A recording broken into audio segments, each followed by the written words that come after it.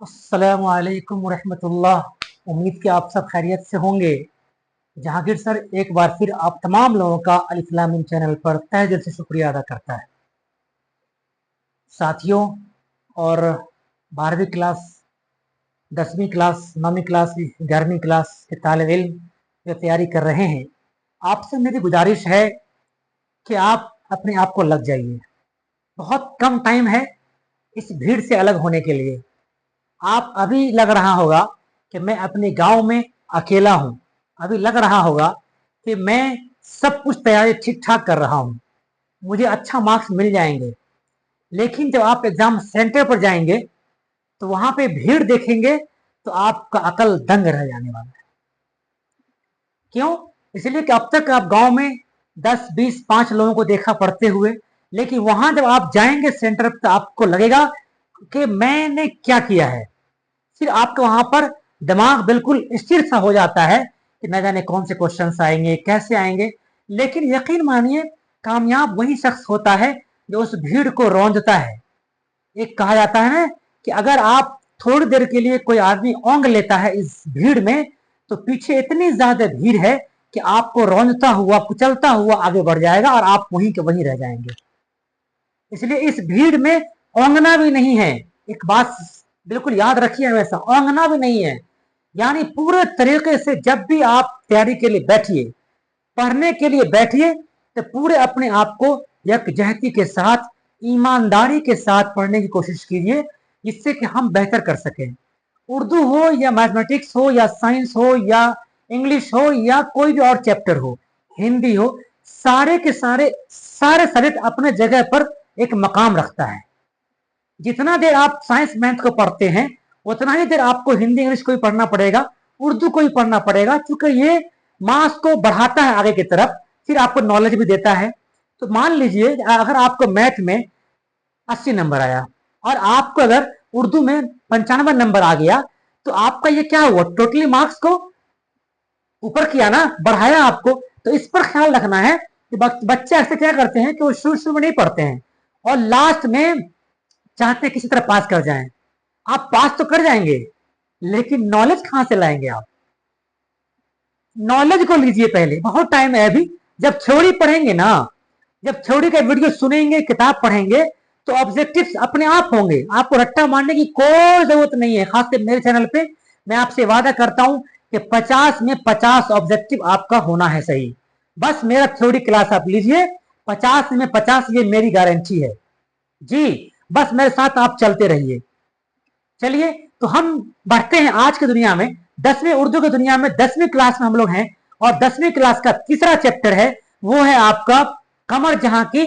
एक चैप्टर है, वो है कटी हुई शाख। तो हम लोगों ने क्या किया है, इस दोनों चैप्टर को अलग अलग कर दिया है। कमर जहां को अलग कर दिया है और जो कटी हुई शाख है उसको अलग कर दिया है। तो कटी हुई शाख क्या है? ये मजमून है। किसकी लिखी हुई है? ये कमर जहां की लिखी हुई है। किसकी लिखी हुई है? कमर जहां की। बहुत जबरदस्त कहानी है, इसके बारे में कल हम लोग जानेंगे कि कटी हुई शाख का मीनिंग क्या रखा है इन्होंने, जब खुलासा पढ़ेंगे तो। लेकिन अगर जानते हैं इसके बारे में, कमर जहां के बारे में, तो डॉक्टर कमर जहां के बारे में जो आपका निसाब है, उसके अकॉर्डिंग ये कहा जाता है कि ये समस्तीपुर में पैदा हुए। कहा? समस्तीपुर बिहार के एक जिला का नाम है। दरभंगा जिला के सटा हुआ एक जिला है समस्तीपुर। वहीं पर इनकी पैदाइश, किनकी पैदाइश? डॉक्टर कमर जहां की पैदाइश है। कब? आप बोर्ड पर देख रहे होंगे, देख लीजिए, 1951-52 होगा जी। 1951-52 में क्या है, यानी कंफर्म साल नहीं है इसके बारे में। इनके बारे में कंफर्म साल नहीं है कि 51 या 52। लेकिन आपके निसाब में जो जो है, मैंने भी बहुत जगह ढूंढने की कोशिश की, तो वहां मुझे हर जगह यही नजर आया, कहीं भी कंफर्म नहीं मिला कि 51 या 52। तो 51-52 कर दिया गया है। और कहां पैदा हुए? समस्तीपुर में। कहां पैदा हुए? समस्तीपुर। कहां पैदा हुए? समस्तीपुर। कौन? डॉक्टर कमर जहां कहां पैदा हुए? समस्तीपुर। उससे पहले आप यहां देखिए, ऊपर लिखा हुआ है वालिद मोहतरम का नाम क्या था? सैयद अताउल हक। ये क्वेश्चन ना अक्सर बच्चा गलती करता है, पूछता है कि कमर जहां के वालिद का नाम क्या था। आपको दे देगा अताउल हक, दे देगा सैयद अताउल हक, सैयद अताउर रहमान, सैयद मुजीबुर रहमान। आपको बिल्कुल कंफ्यूज कर देगा, एकदम नजदीक में लाके छोड़ देगा कि इसका आंसर पता नहीं कौन है, ये है या ये है। बस थोड़ा सा का फर्क क्या करता है, इसको हटा देगा, सैयद को, बस। तो इस पर ध्यान रखना है कि डॉक्टर कमर जहां के वालिद मोहतरम का नाम क्या था, सैयद अताउल हक। आपके गांव के, आपके मोहल्ले के आसपास में लोग होंगे, आप अपने फिगर को, माइंड के फिगर को वहां ले जाइए, जिससे कि आपको बिल्कुल आसानी में याद रहेगा। आपके यहाँ किसी का नाम डॉक्टर कमर जहां है, उसको भी याद रखिए। यह अच्छा सीख है याद करने का कि आप जो कमर जहां है, तो आपके गांव मोहल्ले में, आसपास में, या आपके घर में किसी का नाम कमर जहां है, तो कमर जहां को वहां पर रखिए जहां आपका फेस जा रहा है। फिर आप इमेजिन कीजिए कि अच्छा कमर जहां, उनकी पैदाइश, अच्छा ये तो बगल वाला घर है ना, उसी बेटी का नाम कमर जहां है। तो जिससे कि आपको क्या होगा कि आपको याद करने में बिल्कुल, जो भी क्वेश्चंस आए कमर जहां का, आपका दिमाग ऑटोमेटिकली वहां ले जाएगा जहां पर आपने बैठाया था उसको। जी, कभी नहीं भूलिएगा। डॉक्टर कमर जहां के वालिद मोहतरम का नाम क्या था, सैयद अताउल हक। क्या नाम था, सैयद अताउल हक नाम था। चलिए, इनकी पैदाइश मैंने बता दिया आपको, कब, 1951-52 में। क्वेश्चन देगा आपको 52-53, 53-54, 51-52, 1952, 1951। तो 1951-52 वो जो ऑप्शन होगा वो आपका एग्जैक्ट सही होगा। जी, कहां पैदा हुए, समस्तीपुर में, बिल्कुल याद रखिए। कौन, डॉक्टर कमर जहां कहां पैदा हुई, डॉक्टर कमर जहां की पैदाइश 1951-52 में समस्तीपुर जिला, जो दरभंगा जिला में के सटा हुआ है, बिहार में पड़ता है, वहीं पैदा हुए। चलिए आगे बढ़िए। अब इनके मैंने 4-5 डेट दिया हुआ देखें, 1951-52, 1966, 1966, 1983, 1991। डॉक्टर कमर जहां का यही पूरा आपके निसाब में जो चैप्टर है, आपको उसी यही चीजें है, बस इतनी चीजें हैं जो बोर्ड पर दिख रहा है आपको। सबसे पहला क्या, आइए, अफसाना लिखना शुरू किया, बिल्कुल पढ़ाई की दुनिया में ही, वो इंटर बीए में ही थे। अब अंदाजा लगाइए आप भी, तो कितने होनहार रहे होंगे कि वो इंटर पढ़ रहे थे और अपना अफसाना लिखना शुरू कर दिया उन्होंने। जी हाँ, तो क्या किया उन्होंने, अफसाना लिखना कब शुरू किया था, 1966 में। कब, 1966 में क्या लिखना शुरू किया उसने, अफसाना लिखना। किसने, डॉक्टर कमर जहां ने। कब पैदाइश हुई, 1951-52 ईस्वी में। कहां पैदा हुए, समस्तीपुर जिला में। चलिए उसके बाद बस आप बने रहिए, मेरा वादा है कि आपका ऑब्जेक्टिव बिल्कुल एक भी नहीं छूटेगा, आप अगर बने रहिएगा तो। चलिए अगला देखिए, ये पहली कहानी, पहली कहानी जुनून वफा।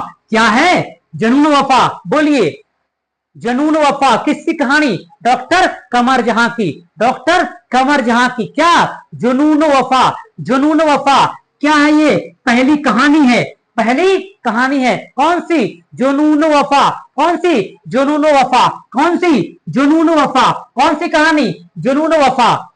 कब हुआ था, ठीक जिस साल कहानी लिखना शुरू किए थे अफसाना, उसी साल इन्होंने कहानी में लिखी। कौन सी कहानी, आगे पढ़ेंगे हम लोग। चलिए 1966 ईस्वी में, यानी कि अफसाना लिखना भी शुरू किया था कब, 66 में ही। अब पहली कहानी का नाम क्या था, जुनून वफा। किसकी लिखी हुई है, जुनून वफा किसकी, जुनून वफा किसकी लिखी हुई है, ये लिखी हुई है डॉक्टर कमर जहां की। याद हो जाएगा ना, याद रहेगा। मुझे उम्मीद है आप अच्छे बच्चे हैं, नेक हैं, सच्चे बच्चे हैं, जरूर आपको याद हो गया होगा। जुनून वफा किसकी लिखी हुई है, डॉक्टर कमर जहां की। कब, 1966 में। अफसाना कब लिखना शुरू किया इसने, 1966 ईस्वी में। चलिए थोड़ा सा और आगे बढ़ते हैं। अब आइए, अफसाने मजमुआ, मैं आपको पढ़ा चुका हूं कि अफसाना और अफसाने मजमुआ में बहुत फर्क है।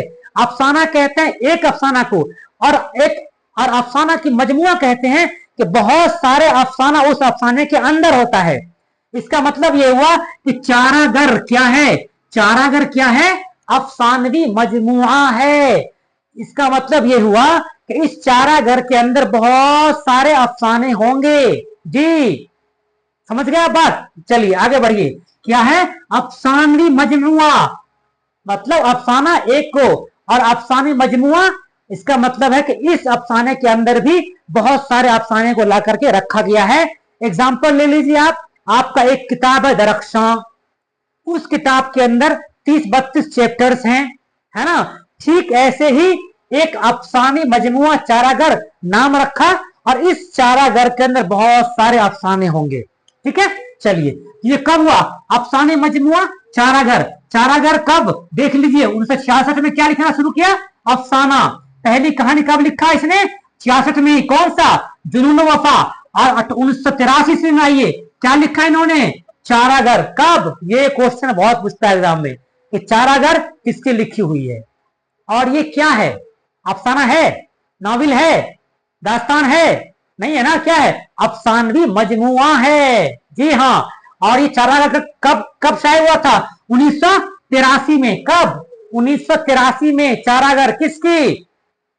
डॉक्टर कमर जहां की। क्या?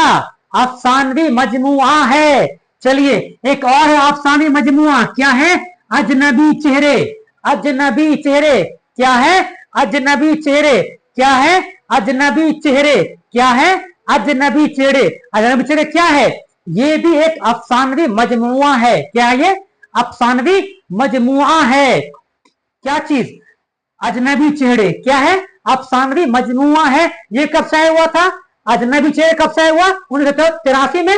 वाह, आपको याद है। उसके बाद अजनबी चेहरे 1991, यानी कि 7 और 1 8, 8वां साल के बाद फिर 8वां साल।